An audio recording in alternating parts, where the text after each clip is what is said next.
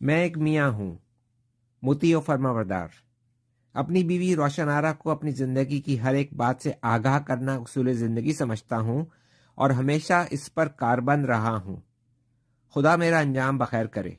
चुनाचे मेरी अहलिया मेरे दोस्तों की तमाम आदात और खसाइल से वाकिफ़ हैं, जिसका नतीजा ये है कि मेरे दोस्त जितने मुझको अजीज हैं उतने ही रोशन आरा को बुरे लगते हैं। मेरे अहबाब की जिन अदाओं ने मुझे मशहूर कर रखा है उन्हें मेरी अहलिया एक शरीफ इंसान के लिए बायसे ज़िल्लत समझती है। आप कहीं ये ना समझ लें कि खुदा न ख्वास्ता वो कोई ऐसे आदमी हैं जिनका जिक्र किसी मुअज़्ज़ज़ मजमा में न किया जा सके। कुछ अपने हुनर के तुफैल और कुछ खाकसार की सोहबत की बदौलत सब के सभी सफ़ेद पोश हैं, लेकिन इस बात को क्या करूं कि इनकी दोस्ती मेरे घर के अमन में इस कदर खलल अंदाज होती है कि कुछ कह नहीं सकता। मसलन मिर्ज़ा साहब ही को लीजिए, अच्छे खासे भले आदमी हैं, गो महकमा जंगलात में एक माकूल ओहदे पर मुमताज़ हैं, लेकिन शक्ल और सूरत ऐसी पाकीज़ा पाई है कि इमाम मस्जिद मालूम होते हैं। जुआनी खेलते, गुल्ली डंडे का उनको शौक नहीं, जेब कतरते हुए कभी वो नहीं पकड़े गए। अलबत्ता कबूतर पाल रखे हैं, इन्हीं से जी बहलाते हैं। हमारी अहलिया की यह कैफियत है कि मोहल्ले का कोई बदमाश जुए में कैद हो जाए तो उसकी माँ के पास मातम पुरसी तक को चली जाती हैं। गुल्ली डंडे में किसी की आंख फूट जाए तो मरहम पट्टी करती रहती हैं। कोई जेब कतरा पकड़ा जाए तो घंटों आंसू बहाती रहती हैं। लेकिन वो बुजुर्ग जिनको दुनिया भर की जबान मिर्जा साहब कहते थकती नहीं, हमारे घर में मुए कबूतरबाज के नाम से याद किए जाते हैं। कभी भूले से भी मैं आसमान की तरफ नजर उठाकर किसी चील, कव्वे, गिद्ध, शिकरे को देखने लग जाऊं तो रोशन आरा को फौरन ख्याल हो जाता है कि बस अब ये भी कबूतरबाज बनने लगा। इसके बाद मिर्जा साहब की शान में एक कसीदा शुरू हो जाता है। बीच में मेरी जानिब गुरेज, कभी लंबी बहर में, कभी छोटी बहर में। एक दिन जब ये वाकया पेश आया तो मैंने मुसम्मम इरादा कर लिया कि इस मिर्जा कमबख्त को कभी पास न फटकने दूंगा।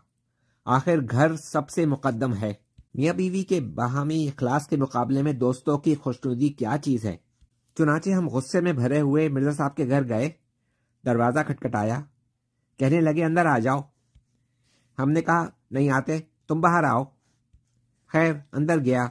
बदन पर तेल मलकर एक कबूतर की चोंच मुंह में लिए धूप में बैठे थे। कहने लगे बैठ जाओ। हमने कहा बैठेंगे नहीं। आखिर बैठ गए। मालूम होता है हमारे तेवर कुछ बिगड़े हुए थे। मिर्जा बोले क्यों भाई, खैर बाशद। मैंने कहा कुछ नहीं। कहने लगे इस वक्त कैसे आना हुआ। अब मेरे दिल में फिक्र खौलने शुरू हुए। पहले इरादा किया कि एकदम ही सब कुछ कह डालो और चल दो, फिर सोचा कि मजाक समझेगा इसलिए किसी ढंग से बात शुरू करो, लेकिन समझ में ना आया कि पहले क्या कहें। आखिर हमने कहा मिर्जा भाई कबूतर बहुत महंगे होते हैं। ये सुनते ही मिर्जा साहब ने चीन से लेकर अमेरिका तक के तमाम कबूतरों को एक एक करके गिनवाना शुरू किया। इसके बाद दाने की महंगाई के मुतालिक गुलफशानी करते रहे और फिर महज महंगाई पर तकरीर करने लगे। उस दिन तो हम यूं ही चले आए, लेकिन अभी खटपट का इरादा दिल में बाकी था। खुदा का करना क्या हुआ कि शाम को घर में हमारी सुलह हो गई। हमने कहा चलो अब मिर्जा के साथ बिगाड़ने से क्या हासिल। चुनाचे दूसरे दिन मिर्जा से भी सुलह सफाई हो गई। लेकिन मेरी जिंदगी तल्ख करने के लिए एक ना एक दोस्त हमेशा कारामद होता है। ऐसा मालूम होता है कि फितरत ने मेरी तबीयत में कबूलियत और सलाहियत कूट कूट कर भर दी है, क्योंकि हमारी अहलिया को हम में हर वक्त किसी न किसी दोस्त की आदत की झलक नजर आती रहती है। यहाँ तक कि मेरी अपनी जाती शख्सी सीरत बिल्कुल ही नापैद हो चुकी है। शादी से पहले हम कभी कभी 10 बजे उठा करते थे, वरना 11 बजे। अब कितने बजे उठते हैं इसका अंदाजा वही लोग लगा सकते हैं जिनके घर नाश्ता जबरदस्ती सुबह के 7 बजे करा दिया जाता है। और अगर हम कभी बशरी कमजोरी के तकाजे से मुर्गों की तरह तड़के उठने में कोताही करें तो फौरन ही कह दिया जाता है कि ये इस निखट्टू नसीम की सोहबत का नतीजा है। एक दिन सुबह सुबह हम नहा रहे थे। सर्दी का मौसम, हाथ पांव कांप रहे थे। साबुन सर पर मलते थे तो नाक में घुसता था कि इतने में हमने खुदा जाने किस पुरअसरार जज्बे के मातहत गुसलखाने में अलापना शुरू किया और फिर गाने लगे कि तोरी छल बल है न्यारी, इसको हमारी इंतहाई बदमजाकी समझा गया और इस बदमजाकी का असल मंबा हमारे दोस्त पंडित जी को ठहराया गया। लेकिन हाल ही में मुझ पर एक ऐसा सानहा गुजरा है कि मैंने तमाम दोस्तों को तर्क कर देने की कसम खा ली है। 3-4 दिन का जिक्र है कि सुबह के वक्त रोशन आरा ने मुझसे मैके जाने के लिए इजाज़त मांगी।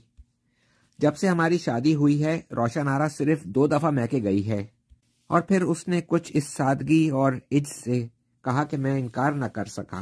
कहने लगी, तो फिर मैं 1:30 बजे की गाड़ी में चली जाऊं? मैंने कहा, और क्या? वो झट तैयारी में मशगूल हो गई और मेरे दिमाग में आज़ादी के ख्यालात ने चक्कर लगाने शुरू किए।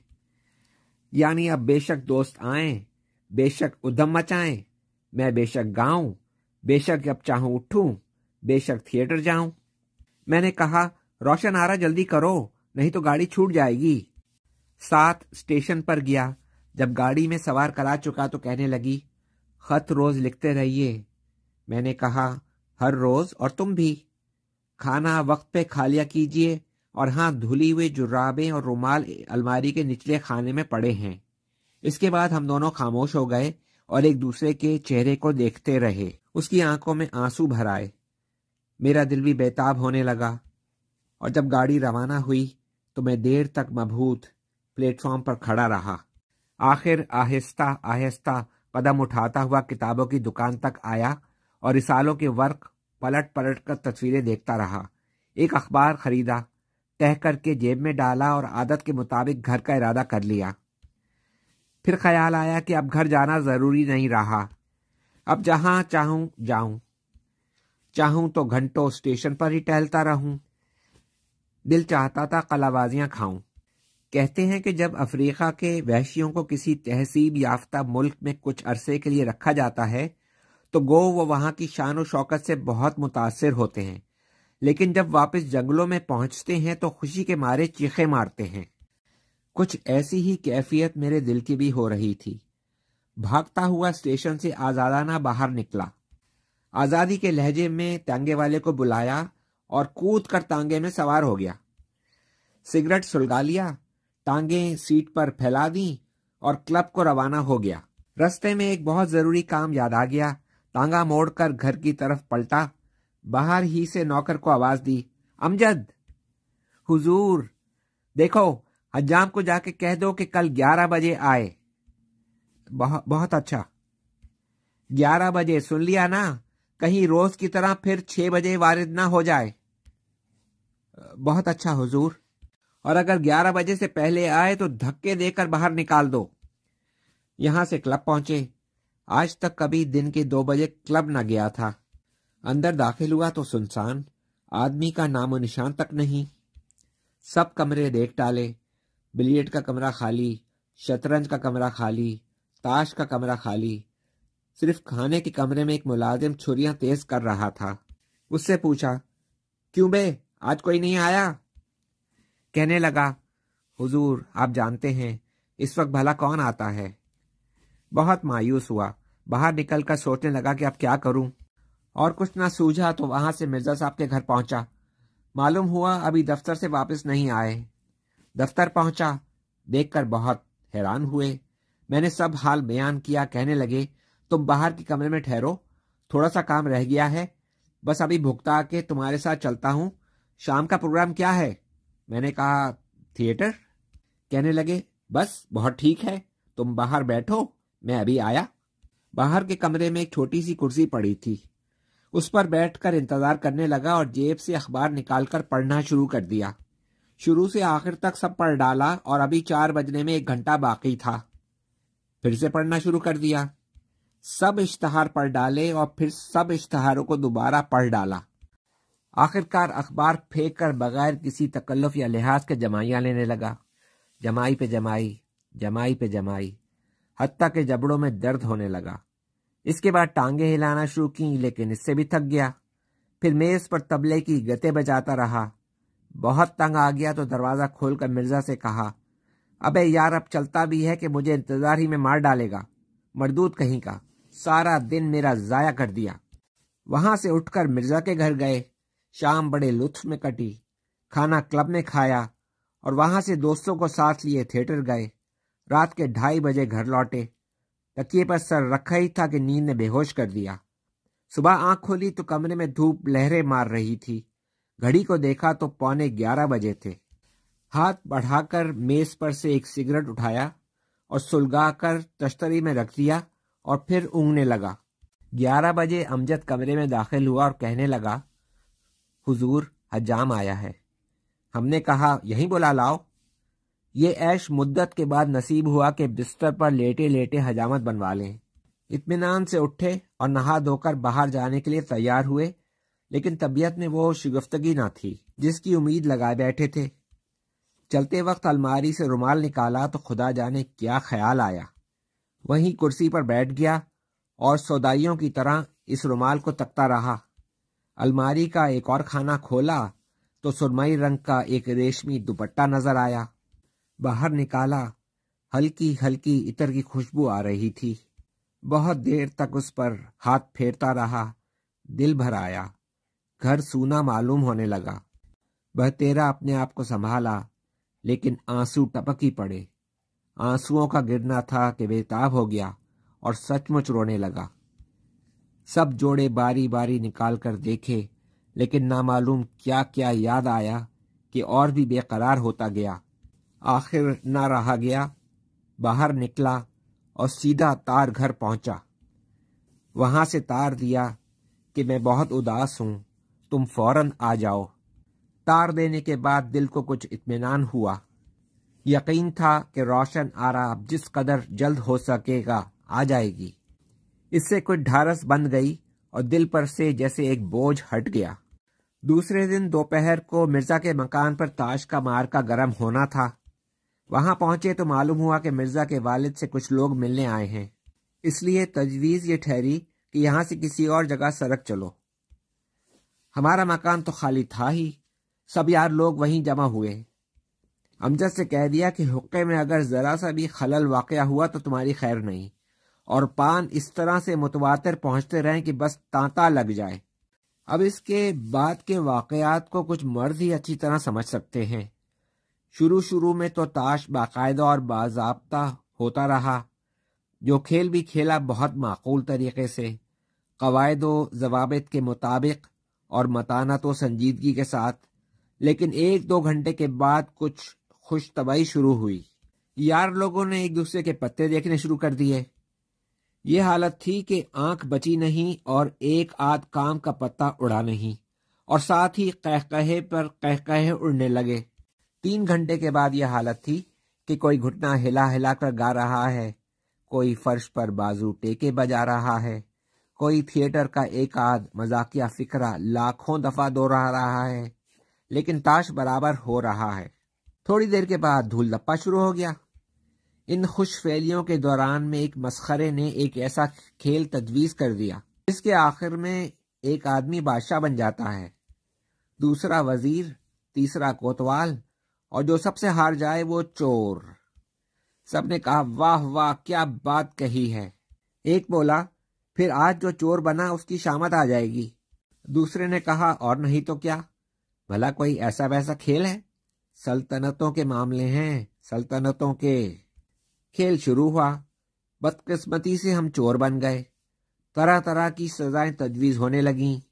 کوئی کہے ننگے پاؤں بھاگتا ہوا جائے اور حلوائی کی دکان سے مٹھائی خرید کر لائے۔ کوئی کہے نہیں حضور، سب کے پاؤں پڑے اور ہر ایک سے 2 چانٹے کھائے۔ دوسرے نے کہا نہیں صاحب، ایک پاؤں پر کھڑا ہو کر ہمارے سامنے ناچے۔ آخر میں بادشاہ سلامت بولے ہم حکم دیتے ہیں کہ چور کو کاغذ کی ایک لمبوتری نوکدار ٹوپی پہنائی جائے اور اس کے چہرے پر سیاہی مل دی جائے، اور یہ اسی حالت میں جا کر اندر سے حقے کی چلم بھر کر لائے۔ سب نے کہا کیا دماغ پایا ہے حضور نے، کیا سزا تجویز کی ہے، واہ واہ۔ ہم بھی مزے میں آئے ہوئے تھے۔ ہم نے کہا تو ہوا کیا، آج ہم ہیں، کل کسی اور کی باری آ جائے گی۔ نہایت خندہ پیشانی سے اپنے چہرے کو پیش کیا، ہنس ہنس کر وہ بےہودہ سی ٹوپی پہنی، ایک شان استغنا کے ساتھ چلم اٹھائی اور زنانے کا دروازہ کھول کر باورچی خانے کو چل دیے، اور ہمارے پیچھے کمرہ قہقہوں سے گونج رہا تھا۔ صحن میں پہنچے ہی تھے کہ باہر کا دروازہ کھلا اور ایک برقع پوش خاتون اندر داخل ہوئی۔ मुंह से बुर्का उल्टा तो रोशन आरा, दम खुश्क हो गया, बदन पर एक लर्जा सा तारी हो गया, जबान बंद हो गई। सामने वो रोशन आरा जिसको मैंने तार देकर बुलाया था कि तुम फौरन आ जाओ, मैं बहुत उदास हूँ और अपनी ये हालत कि मुंह पर स्याही मली है, सर पर वो लंबूतरी सी कागज की टोपी पहन रखी है और हाथ में चिलम उठाए खड़े हैं, और मर्दाने कमरे से कहकहों का शोर बराबर आ रहा है। रूह मुंजमद हो गई और तमाम हवास ने जवाब दे दिया। रोशन आरा कुछ देर तक चुपकी खड़ी देखती रही और फिर कहने लगी। बस मैं क्या बताऊं कि क्या कहने लगी। उसकी आवाज तो मेरे कानों तक जैसे बेहोशी के आलम में पहुंच रही थी। अब तक आप इतना तो जान गए होंगे कि मैं बज़ाते खुद अज़हद शरीफ वाक़या हुआ हूँ। मुझसे बेहतर मियाँ दुनिया पैदा नहीं कर सकती। मेरी ससुराल में सबकी यही राय है और मेरा अपना ईमान भी यही है, लेकिन इन दोस्तों ने मुझे रुस्वा कर दिया है। इसलिए मैंने मुसम्मम इरादा कर लिया है कि अब या घर में रहूंगा या काम पर जाया करूंगा, ना किसी से मिलूंगा और ना किसी को अपने घर आने दूंगा, सिवाय डाकिए या हजाम के, और इनसे भी निहायत मुख्तसर बात करूंगा। खत है? जी हाँ। दे जाओ, चले जाओ, नाखून तराश दो, भाग जाओ। बस, इससे ज्यादा कलाम न करूंगा। आप देखिए तो सही।